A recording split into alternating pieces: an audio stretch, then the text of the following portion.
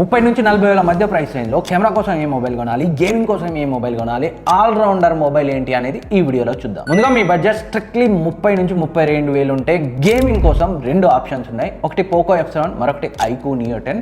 గేమింగే highest priority, cameras కూడా బాగుండాలనుకుంటే iQOO Neo 10 better option అవుతుంది. గేమింగ్ బాగుండాలి, డిజైన్ బిల్డ్ క్వాలిటీ బాగుండాలి, కెమెరా పర్ఫార్మెన్స్ కొంచెం తగ్గినా పర్లేదు అనుకుంటే ఈ రెండిట్లో పోకో F7 బెటర్ ఆప్షన్ అవుతుంది. అండ్ 35,000 బడ్జెట్లో రెండు camera centric all rounder options ఉన్నాయి. బ్యాటరీ లైఫ్ హైయెస్ట్ ప్రయారిటీ అయితే, కెమెరాస్ బాగుండాలి, పర్ఫార్మెన్స్ డీసెంట్ గా ఉండాలి అనుకుంటే వివో T4 Ultra 35,000లో బ్యాంక్ డిస్కౌంట్ తో కన్సిడర్ చేయొచ్చు. లేదు మంచి సాఫ్ట్వేర్ ఎక్స్పీరియన్స్ కావాలి, NFC, eSIM అండ్ కెమెరాస్ కూడా బాగుండాలి, పర్ఫార్మెన్స్ బ్యాటరీ కొంచెం కాంప్రమైజ్ అవుతాం అనుకుంటే సామ్సంగ్ గెలాక్సీ S24 FE మంచి ఫ్లాగ్షిప్ ఎక్స్పీరియన్స్ అయితే ఇస్తుంది. And next gaming and performance highest priority అయితే 38,000లో బ్యాంక్ డిస్కౌంట్ తో రియల్మీ GT7 అయితే వస్తుంది. బట్ కెమెరాస్ ఇంతకు ముందు చెప్పిన Vivo T4 Ultra S24 FE కంటే కొంచెం తక్కువ ఉంటుంది.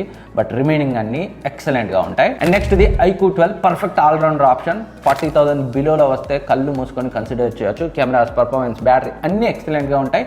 బట్ స్టాక్లో అయితే ఉండట్లేదు. స్టాక్లోకి వస్తే ఇమ్మీడియట్గా కన్సిడర్ చేయండి. అండ్ నెక్స్ట్ బెస్ట్ సాఫ్ట్వేర్ ఎక్స్పీరియన్స్తో పవర్ఫుల్ ఆల్ రౌండర్ కావాలి అనుకుంటే OnePlus 13R కన్సిడర్ చేయొచ్చు. అరౌండ్ 38,000లో వస్తుంది.